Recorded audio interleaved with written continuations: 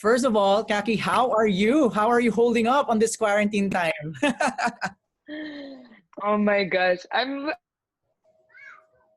okay. I think it's such a privilege naman kasi to be able to social distance to this extent, 'di ba? Na I've been home for like a very very extended period of time na.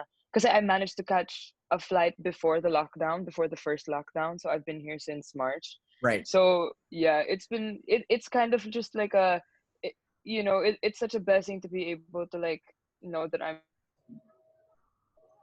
relatively safe. Like I know that there's so many cases out there that like people still catch it at home and things, but like to know that I'm home with my family, like that's the most important Right, right. thing to me right now, and it's really good. So Lately, Kaki, ikaw ang loudest voice on social media. You have been very vocal on I wouldn't. you have been very vocal on a lot of national and social issues. No, I want to know why. I don't know. I just think because a common misconception is that it's politically motivated, but the truth is, I'm 19 years old. I'm an artist first and foremost. There's nothing. Parang there's no other motivator than principle, I guess, because I think my parents always very strongly reinforced naman in me na parang you have to fight for like what you believe in, and you have to use parang the platform that I've been given is a responsibility and a duty more than anything. I Right. feel to my country and to my people and to the people who like um because I feel like it's not necessarily a platform like that I asked for, like it was kind of like um pre predetermined or like before I didn't choose it for myself. So instead of taking it for granted, I think that it's kind of like a duty and a responsibility to put out the work and to do things to like give back and to like become kind of worthy of my privilege. Does that make sense? Because Right. Yeah. if I'm parang I feel like if I'm not doing that, if I'm not active, then it's like sayang lang, 'di ba? Right. Because like Right. that's there, because people apparently are listening, and then I think that this week like that struck me the most. So Right. Right. Well, I'm curious. No, how did you find that voice inside of you and to speak up? I don't know if you've already answered it, but do you remember that day na you suddenly realized na I think I have to speak up? no, I think that I've been doing that for a while. It's just recently lang that people started like paying attention. Because I guess like before I like if you scroll down through my Twitter, I think because I've really been active there since I was like 15 or 16, which is like the age that they allowed us to have social media. And ever since I've had social media naman, I've been relatively outspoken. So I feel like people just didn't really like pay as much attention before, I guess, because the audience wasn't as big. But then in the last year or so, like one or two tweets like caught like traction and stuff, and then people I think started listening. So like suddenly lang, that's why there's also a little bit of fear, because suddenly now it's like, oh, there's like a bigger, like they're waiting for this, it's not anymore just like me voicing out my opinions or my thoughts and stuff like that. But I've been doing that constantly. Like there wasn't really like how do I put this? If there was ever a push, like if there's like I guess now it's a little more constant because quarantine, like I'm kind of just at home, like like an observer, diba? Seeing everything like going on in the country, seeing everything going on in the world and things like that, and like feeling at home and feeling kind of helpless and like unable to like go out and do things.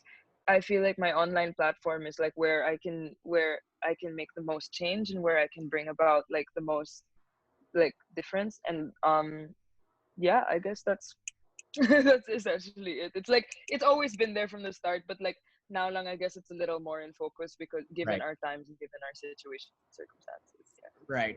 Anong reaction ng parents mo? Yeah. Ano sabi nila? Yeah, I've been asked that a few times, but the truth is wala naman masyadong reaction because I think they always knew naman that I was like that.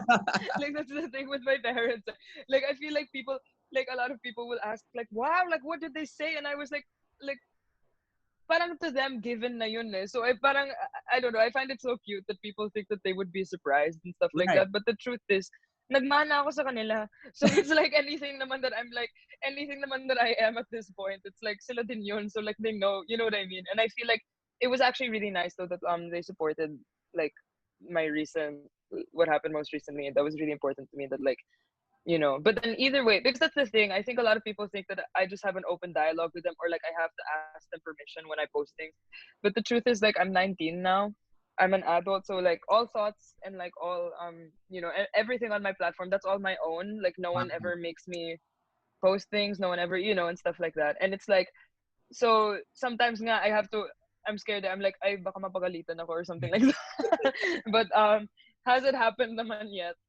And yeah, I'm very blessed to have parents who are as open-minded as mine, and Your who are dad as even your dad even compassionate. tweeted na parang namana raw niya. Yeah. Now, alam niya na yung pakiramdam ng tatay niya before when he Yeah, it's so funny because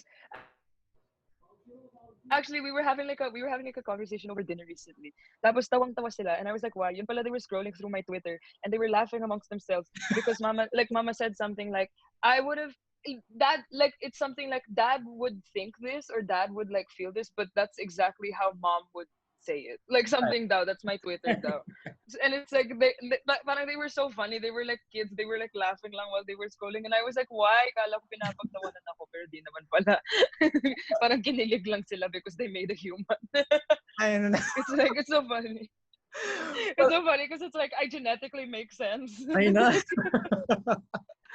Nakakatawa yung utak ng daddy, then mouth ni mommy, or parang something like that. Utak ni daddy. Actually, what mom says is utak ni daddy, pero yung damdamin ni mommy. So it's like I feel as deeply as my mom feels, but then I think as deeply as my dad thinks, which can be actually very, very self-destructive 90% of the time because lagi na lang, diba? It's kind of like overwhelming and like you don't really know. But at the same time, I think that I don't know. I find it cute. Yeah, But it's something I realized lang also recently. but do you realize now, Kaki, that a lot of your generation, the younger ones, the Gen Z, the millennials, listen to you? Yeah, that was really surprising. I still don't want to, I'm not sure yet if I want to like, because it kakajahe naman for me to be like, they listen to me, diba? But like, I did realize that like for the last few months or so, or maybe even the last year, na parang, oh, this is getting, like, it's so funny nga because I actually have two Twitter accounts, right? I have like my main Twitter account and then I have a writing account. And I always look to the writing account because I feel like that's the most direct, like it really shows who like my personal audience is. Mhm. And like the writing account is, it got so big in the last few months, so I was kind of like, I got so, there's a little anxiety in me, definitely, because it's kind of, there's a little more pressure, because when there's more people listening, there's more there's more of a desire to make sure that like I say the right things, but at the same time I don't want to be silenced, That's I don't want to be filtered, yeah. if that makes sense, because I feel like I gained, if there's any if there's anything to be said about any of my social medias, about any of my accounts, any of my activity on the internet, it's just always, I do my best to be absolutely honest, like very raw and very honest, because I feel like people are so tired of like, I'm tired of like curated, like social media content. I'm tired of people being so filtered and so like perfect and so everything like that. Like the truth is that the world is not perfect, and That's right. people aren't perfect, and we need to start talking about that, right? Like we need to start normalizing normalness. And so there's like this weird balance that I'm trying to achieve, where I can still be as honest as I am without like also, while also being as responsible as I can be given my platform. That's right. Yeah. That's right. So So nice to hear that from a young person like you na parang embracing the flaws of the world, and talking yeah, about it. that's why. Because Uh, I feel like if we don't acknowledge that stuff, then we're never gonna like there's no change, no good change will ever, no progress will ever be had.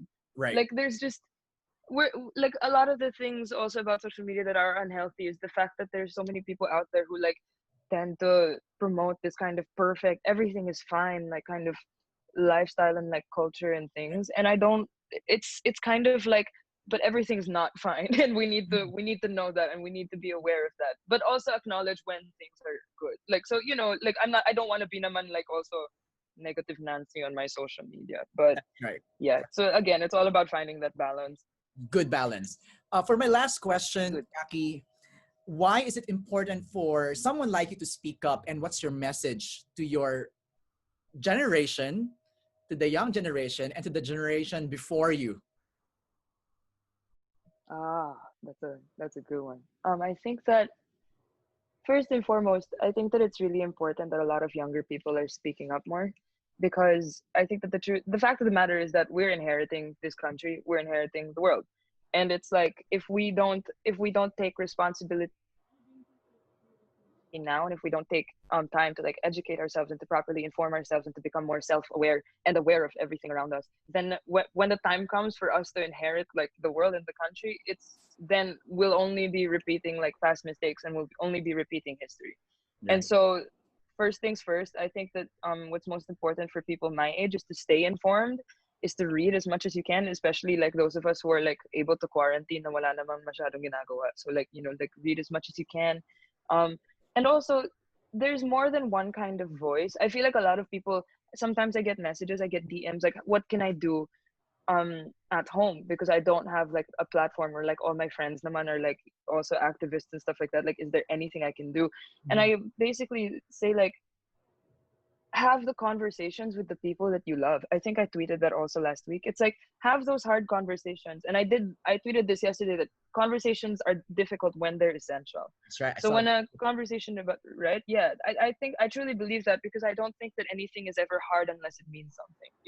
Something will always be kind of like, stuff you only ever argue when there's a certain degree of like passion and intensity that you can invest into something, right? Like, Right. because you don't argue about things you don't care about, in other words. And so I think that all of us are kind of devoting that amount of care and attention to things that matter, and things that are happening around us. Like, that's something that we can contribute, and that's something that we really do. And to the previous generation, I'd just like to say, please be open-minded. Thank you to those who are open-minded and are listening to us. And I guess same thing also, because honestly, there's no age limit, I think, for staying informed. There's no age limit to that kind of action, right? Like, I don't want to limit it to like just the young people can do something about it, because the truth is that older generations can do more about it. And I think that it's never too late to be educated, to be informed, to learn new things, and it's never too late to be open to new perspectives. And I think that's something that we all really sorely need at this time. That's And I just want to wish everyone good health nowadays. And yeah, God bless I na lang think to everyone, I guess. the bottom line is intergenerational respect. Yes, that's true. I think that's a good one, because I think there's a difference kasi between, I feel like, given Filipino culture, when people say like respect your elders, it tends to also be like mixed up with like just like, it doesn't, the thing is, it doesn't mean we should be pushovers. It doesn't mean that like we should just accept everything that like like, no, respect your elders. Like, respect them, afford them the given amount of respect that we should afford people who are significantly more mature, but at the same time, and have like experienced life much more thoroughly than we have. But at the same time, I think that they also have a certain amount of respect that they should afford us as well. If Right. that, and because we see things in a completely different light, especially now with like the boom of the whole digital age thing and stuff like that. You know what I mean? I also said something like this last week about how like I feel like my generation is so much more well equipped to like deal with fake news and the like, and things like Yes, that on I social saw media, that. I because saw it's so right. It's so much easier to spot, because it's like it's so funny, because my dad will send stuff on the Viber and he'll be like, be careful, this is fake, and I'll look at it and I'll be like, but you can tell that, like, you can so tell that it's fake. So it's certain, yung parang there's certain generational advantages also, that. Right. because while they're able to like kind of make the difference and things like that, we're the ones who are kind of growing up in this new booming digital age, and like we're the ones who are so well adapted to like social media culture and things like that, which is where a lot of the discussion is happening, which is where a lot of those hard conversations are being had. And so I think that that's, there's equal responsibility, in other words, on both sides, and we all need to work together if we really want to make something change, because they can't deny that we have power also in our in that, right, in our youth and in Exactly. our digital voices and things like that. They can't deny that either. So I think that, yeah, there's that cooperation must be had. Right. Well, continue to do what you do because you do it best.